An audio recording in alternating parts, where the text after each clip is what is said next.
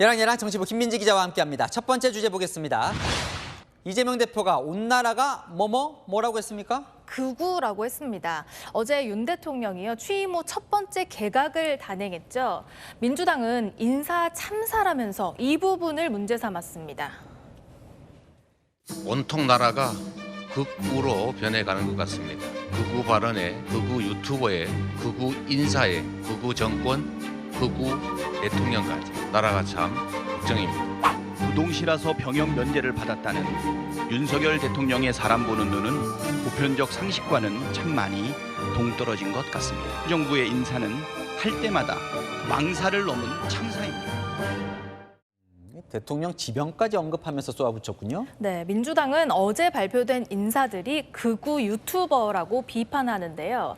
과거 개인 유튜브 채널에서 했던 이런 발언들을 문제 삼는 겁니다.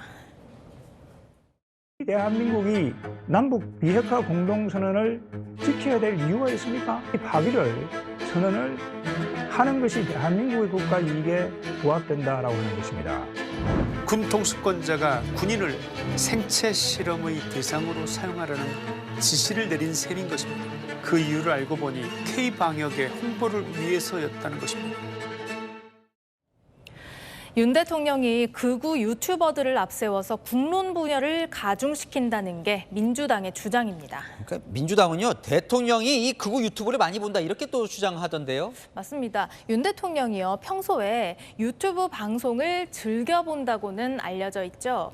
후보 시절 반려묘와 함께 있는 사진이 공개됐는데 그게 유튜브 방송을 보고 있는 모습인 것으로 전해지면서 화제가 된 적이 있습니다. 자, 이제 유튜버 출신 인사 지명하려면 과거 유튜버 때 무슨 얘기를 했는지도 검증을 해야겠어요. 네, 그 1차 검증을 하는 곳이 바로 법무부 산하 인사정보관리단인데요. 그러다 보니까 이 불똥이 한동훈 장관에게도 튀었습니다.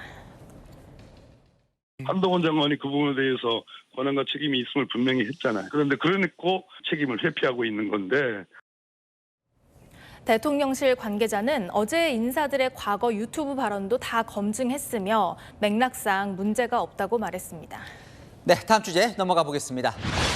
세무 초대장, 대통령이 오늘 참석한 행사 얘기인데요. 네, 오늘 대곡 소사 이 복선 전철 개통식이 있었는데요. 대통령이 시민들과 직접 시승에 나섰습니다.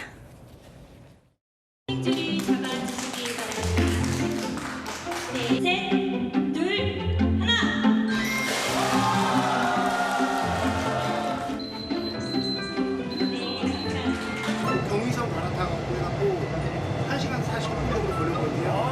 근데 이거 타면 거의 한 40분. 조금 전 지역 주민들과 함께 원정역에서 대곡역까지 전철을 타고 이동했습니다. 주민들의 일상은 물론이거니와 지역 경제에도 큰 활력이 생길 것입니다. 아까부터 궁금했는데 왜 네. 동그라미가 아니라 세무 초대장입니까? 오늘 이 개통식 행사에 야당 의원들이 초대를 받았다가 취소됐다가 다시 초대됐기 때문입니다. 오늘 개통된 전철 라인 지역구의 야당 의원들에 대한 이 패싱 논란이 불거졌고요. 어제 이 문제로 국회가 시끄러웠거든요. 내일 그 개통식이 마침 또 제 지역구인 고향 갑에 있어요. 저도 당연히 이제 참석할 예정이었는데 초청받은 다음 날 오지 말라는 통보를 받았어요. 그런가요? 저는 제 일정만 통보를 당초에 준비하기는 지역 주민 공사 관계자가 이제 주인공이 되는 컨셉으로 좀 준비를. 그런데 저의 참석을 왜 가로막습니까? 우리 고향 갑에 우리 원장관님을 자객 공천한다는 보도가 있는데 그 출마하십니까? 저는 뭐 심 의원님하고 대결이라면 영광이죠. 논란 끝에 개통식에 다녀온 야당 의원은요. 오늘 이렇게 불만을 쏟아냈습니다. 왜 대통령께서 이 행사를 주관하시면서 민주당 의원들을 제외를 시켰는가? 국민의힘 당 행사가 되는 겁니다. 거기에 대통령까지 참석을 한 정치적 중립 의무를 위반한 사안입니다. 국토부는 초청 과정에서 벌어진 실무 직원의 업무 실수라는 입장이지만 야당은 믿지 않는 분위기입니다. 네, 주제 하나 더 보겠습니다. 조국 전 장관 윤미향 의원을 겨냥했다. 이건 무슨 말일까요? 국민의힘이요, 새로운 윤리 기준을 마련했는데요. 저 두 사람 사례가 포함됐습니다. 국민의힘에는 현재 36개의 당협위원장 자리가 비어 있는데요. 5개 기준에 맞는 사람만 공모하기로 했습니다. 5개 기준이라면 볼까요? 성비위나 병역비리, 또 자녀 국적비리가 있는 사람은 안 된다는 거군요. 맞습니다. 특히 밑에 2개를 더 보시면요.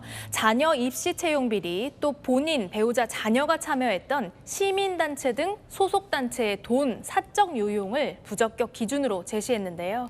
떠오르는 두 사람이 있죠. 개혁주의자가 되기 위해서 노력했지만 아이 문제에는 불철저하고 안이한 아버지였음을 겸허히 고백합니다. 할머니들로 위에가 그 돈을 내는 겁니다. 내는 건데 이것은 정말 할머니들한테 쓰는 게 아니고 도대체 어디 쓰는지. 제 개인 계좌를 통하여 모금하였다고 해서 계좌에 들어온 돈을 개인적으로 쓴 것은 아닙니다. 국민의힘이 몰랐을 것 같지는 않고요. 야당 공세 측면도 있어 보이네요. 네, 우리는 제2의 조국, 윤미향 사태가 안 일어나도록 하겠다는 의지를 밝히면서 내심 야당을 공격하려는 의도도 있겠죠. 국민의힘의 고위 관계자는 이런 윤리 기준이 내년 총선 공천에도 적용될 수 있다고 했는데요. 야당도 지금 혁신위가 가동 중이죠. 유권자들의 마음을 잡기 위한 도덕 경쟁, 국민들에게는 참 반가운 일입니다. 네, 지금까지 야랑야랑이었습니다.